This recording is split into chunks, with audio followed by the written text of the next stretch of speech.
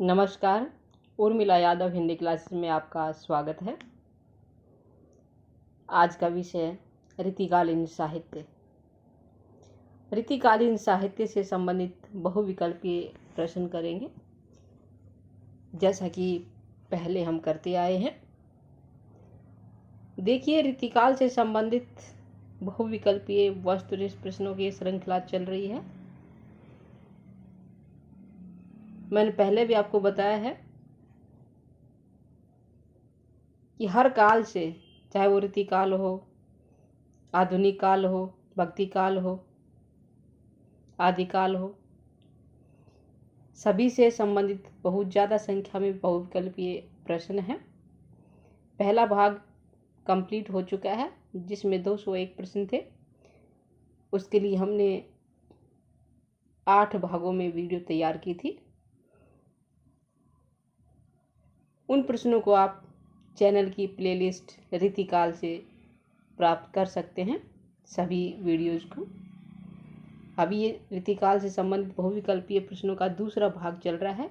इसमें भी बहुत ज़्यादा संख्या में प्रश्न हैं, बहुत ही महत्वपूर्ण है। यदि आप इन दोनों भागों को अच्छे से पढ़ लेते हैं तो परीक्षा में इनसे बाहर कोई प्रश्न नहीं आएगा। बहुत ही महत्वपूर्ण है। और यदि इन सभी को आप हार्ड कॉपी के रूप में, पुस्तक के रूप में प्राप्त करना चाहते हैं तो उसके लिए भी आपके लिए पुस्तक उपलब्ध है। हिंदी साहित्य वस्तुनिष्ठ प्रश्नोत्तर, लेखिका उर्मिला। पुस्तक को प्राप्त करने के लिए आप संपर्क कर सकते हैं 9873930334। इस नंबर पे आप व्हाट्सएप कर सकते हैं, कॉल कर सकते हैं। वीडियो के प्रारंभ में भी आपको नंबर शो करवा दिया जाएगा। और ज़्यादा जानकारी चाहते हैं तो इस वीडियो के डिस्क्रिप्शन बॉक्स में पुस्तक से संबंधित जानकारी आपको उपलब्ध होगी। उस लिंक पे आप क्लिक करें और पुस्तक से संबंधित जानकारी प्राप्त कर सकते हैं। बहुत अच्छी पुस्तक है। इस एकमात्र पुस्तक को पढ़ने से आप अपनी परीक्षा में सफल हो सकते हैं। हिंदी साहित्य से संबंधित बहुत ज़्यादा संख्या में वस्तुनिष्ठ प्रश्न है। अभ्यास के लिए प्रश्न पत्र हैं। सभी कवि, लेखकों से संबंधित कोई भी जानकारी आप यहाँ से प्राप्त कर सकते हैं। इस पुस्तक में से सभी कवि, सभी लेखक एक ही जगह हैं, क्रम से हैं। ये पुस्तक की खासियत है, विशेषता है। अतः मैं तो चाहूँगी कि चाहे कोई भी परीक्षार्थी, चाहे वो यूजीसी नेट की परीक्षा दे रहा हो, जेआरएफ के लिए अपनी तैयारी कर रहा हो, चाहे वो टेट हो, चाहे एसटेट हो, सीटेट हो, आरटेट हो, आरपीएससी की तैयारी कर रहा हो, या DSSB या एनवीएस या केवीएस की तैयारी कर रहा हो, जिसका विषय हिंदी है, उसको ये पुस्तक अवश्य पढ़नी चाहिए। यदि आप इस पुस्तक को एक बार देख लेंगे तो आप इसको पढ़े बगैर नहीं रह पाओगे। चलिए शुरू करते हैं आज का कार्यक्रम। पहला प्रश्न है रीतिकालीन साहित्य, अभ्यास भाग 2। किस कवि ने भक्ति, श्रृंगार और वीर तीनों विषयों पर अधिकार पूर्वक लिखा है? रीतिकाल का ऐसा कवि कौन सा था जिसने श्रृंगार, भक्ति और वीर रस तीनों विषयों पर अधिकार पूर्वक लिखा है? भूषण थे, पद्माकर थे, या सुरती मिश्र थे, या फिर मतीराम थे? आपको पता है सभी कौन किस काल के कवि हैं? रीतिकाल के कवि हैं। रीतिकाल की बात हो रही है तो रीतिकाल के कवि का यहाँ वर्णन होगा। ऐसे कौन से कवि हैं जिन्होंने भक्ति, श्रृंगार और वीर तीनों पर अधिकार पूर्वक लिखा है? और वो कवि हैं पद्माकर। कौन है? पद्माकर। अगला प्रश्न आता है रीतिमुक्त कवि कौन है? 4 विकल्प है, चारों में से बताना कि रीतिमुक्त कवि। देखिए 3 प्रकार के कवि हुए हैं, रीतिमुक्त, रीतिसिद्ध और रीतिबद्ध। यहाँ रीतिमुक्त बताना है। इन चारों में से रीतिमुक्त कवि कौन है, हमें ये बताना है। तो यहाँ कौन सा होगा रीतिमुक्त कवि? भिखारीदास, ग्वाल, मतीराम, इनमें से द्विजदेव क्या है? रीतिमुक्त कवि हैं। अगला प्रश्न आता है, निम्न में से कौन सा कवि रीतिमुक्त काव्य धारा के अंतर्गत आता है? यहाँ भी रीतिमुक्त बताना है। देखिए, भिखारीदास, ग्वाल, मतीराम ये रीतिबद्ध कवि हैं। द्विजदेव क्या है? रीतिमुक्त है। अगला प्रश्न भी हमें रीतिमुक्त काव्य धारा से संबंधित बताना है कि रसनिधि, रसलीन, ठाकुर, आलम। अब कौन सा बताना है? रीतिमुक्त कवि बताना है।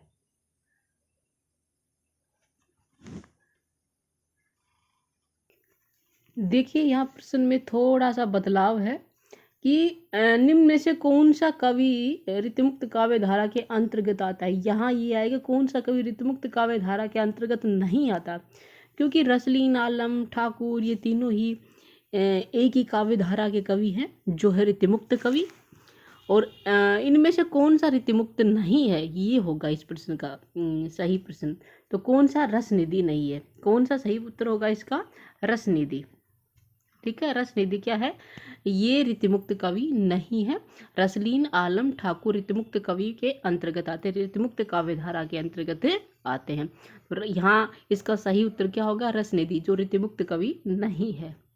अगला प्रश्न आता है, उज्ज्वल नीलमणि किसकी रचना है? उज्ज्वल नीलमणि रूप गोस्वामी, राम सिंह, सेवादास या जगन्नाथ रत्नाकर। उज्ज्वल नीलमणि ये रचना है रूप गोस्वामी की। किसकी है? रूप गोस्वामी। अगला प्रश्न आता है, उज्ज्वल नीलमणि का विषय क्या है? जो रूप गोस्वामी जी की रचना है उज्ज्वल नीलमणि, इसका विषय क्या है? भक्ति है, विनय है, श्रृंगार है या फिर दर्शन है? देखिए, उज्ज्वल नीलमणि रूप गोस्वामी जी की रचना का विषय क्या है? श्रृंगार है। क्या है? श्रृंगार। अगला प्रश्न आता है, काव्य रीति काव्य में कौन सा काव्य रूप अपनाया गया है? प्रबंध काव्य रूप अपनाया गया है, मुक्तक है या फिर कथा है या चंपू है? रीतिमुक्त काव्य धारा में जो काव्य का रूप अपनाया गया है वो है कौन सा? रीतिमुक्त। रीतिकाल के कवियों ने मुक्तक रूप से काव्य की रचना की है, उन्होंने मुक्तक के काव्य रूप को अपनाया है।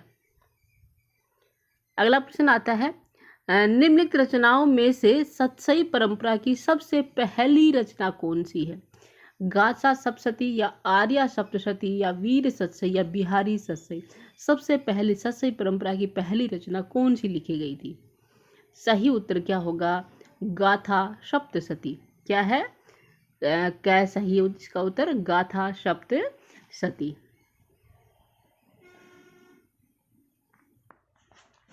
जो पहली रचना है वो क्या है? गाथा सप्तशती।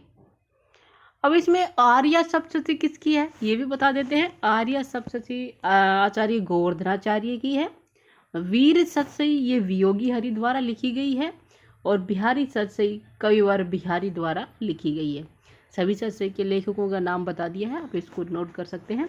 अगला है, रीति निरूपण की प्रवृत्ति का परिचायक ग्रंथ कौन सा है? रसभूषण है या बिहारी सतसई या कविकुल कल्पतरु या रसविलास? रीति निरूपण की प्रवृत्ति का परिचायक ग्रंथ है कविकुल कल्पतरु। ये रीति निरूपण की प्रवृत्ति का परिचायक ग्रंथ है कविकुल कल्पतरु। अभी कविकुल कल्पतरु ग्रंथ है किसका? मतीराम का। किसका है? चिंतामणि का। किसका है? चिंतामणि। मतीराम ने चिंतामणि।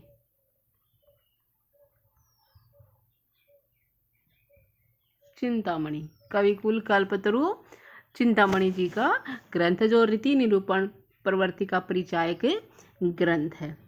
अगला प्रश्न देखते हैं, बूंदी नरेश भाव सिंह के दरबारी कवि कौन थे? बूंदी नरेश भाव सिंह के दरबारी कवि मतीराम थे या भिखारी दास या कवि देव या फिर पद्माकर? सही उत्तर क्या है? बूंदी नरेश भाव सिंह के दरबारी कवि थे मतीराम। कौन थे? मतीराम। क्या विकल्प इसका सही होगा?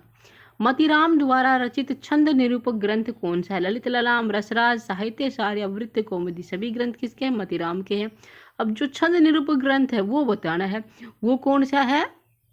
वृत्त कौमुदी। गह विकल्प सही, वृत्त कौमुदी, जो मतीराम जी ने 1701 ईस्वी में लिखा था। अगला प्रश्न आता है, मतीराम द्वारा रचित छंद निरूपक ग्रंथ है, छंद जो निरूपक ग्रंथ है उसकी भाषा कौन सी, ये बताना है। तो सही विकल्प क्या होगा, साहित्यिक ब्रज भाषा, क्योंकि रीतिकाल में जो काव्य भाषा थी वो क्या थी, ब्रज भाषा थी। तो साहित्यिक ब्रज भाषा आएगा, बोलचाल की ब्रज भाषा नहीं आएगा। क्या होगा, साहित्यिक ब्रज भाषा। सही उत्तर क्या होगा, गै साहित्यिक ब्रज भाषा। कभी आप बोलचाल की ब्रज भाषा कर तो ये गलत हो जाएगा। क्या होगा, साहित्यिक ब्रज भाषा। ठीक है, आगे देखते हैं।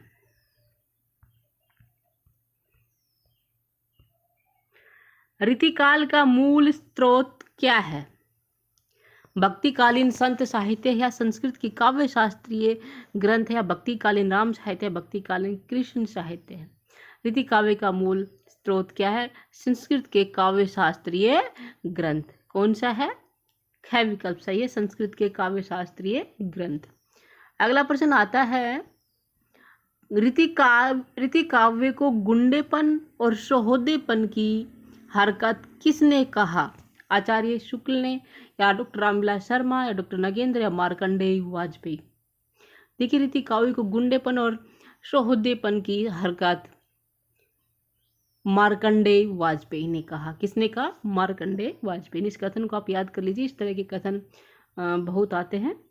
यदि हमें जो सही उत्तर है किसने कहा था इसका पता नहीं है तो हम नहीं बता पाएंगे, हमारा तुक्का काम नहीं आएगा, इसलिए आपको याद करना पड़ेगा इसको।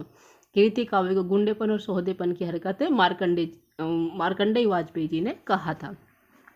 अगला प्रश्न, जसवंत सिंह किस धारा के कवि हैं, रीतिमुक्त या रीतिसिद्ध या फिर रीतिबद्ध या रीतिमुक्त। दो बार लिखा है रीतिमुक्त।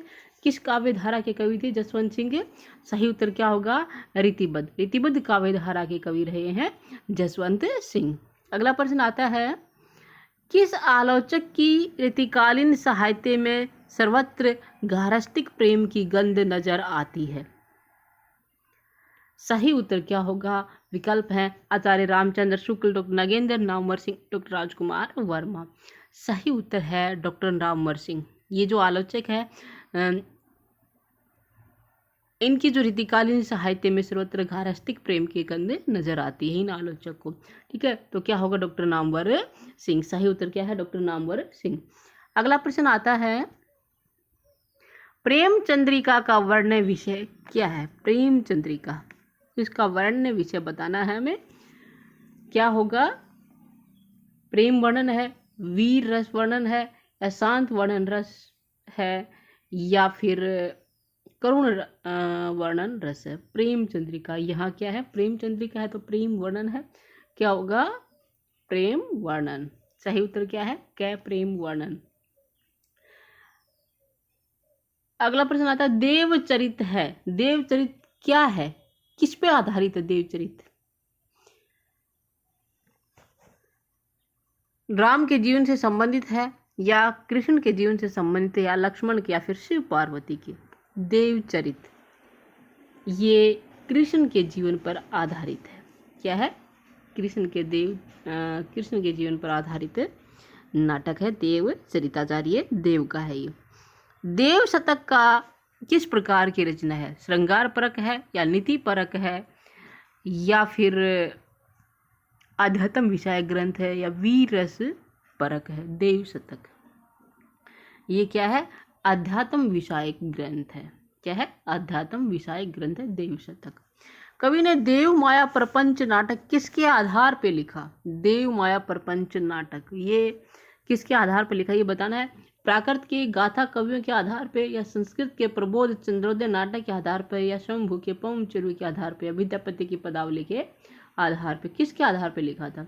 देव ने देव माया प्रपंच नाटक संस्कृत के प्रबोध चंद्रोदय नाटक के आधार पर लिखा था। किसके आधार पर लिखा था, संस्कृत के प्रबोध चंद्रोदय नाटक के आधार पर। ठीक है, इस प्रश्न को नोट कर लीजिए, बहुत महत्वपूर्ण है, आपको कहीं ढूंढने से नहीं मिलेगा ये। आगे देखते हैं प्रश्न नंबर 20। भरतपुर के राजा सूरजमल की प्रशस्ति में किस कवि ने प्रबंध काव्य लिखा। भूषण ने या सूदन ने या बोधा ने या मतीराम ने। भरतपुर के राजा सूरजमल की प्रशस्ति में यानी कि प्रशंसा में कविसूदन ने प्रबंध काव्य लिखा। सही उत्तर क्या है? सूदन।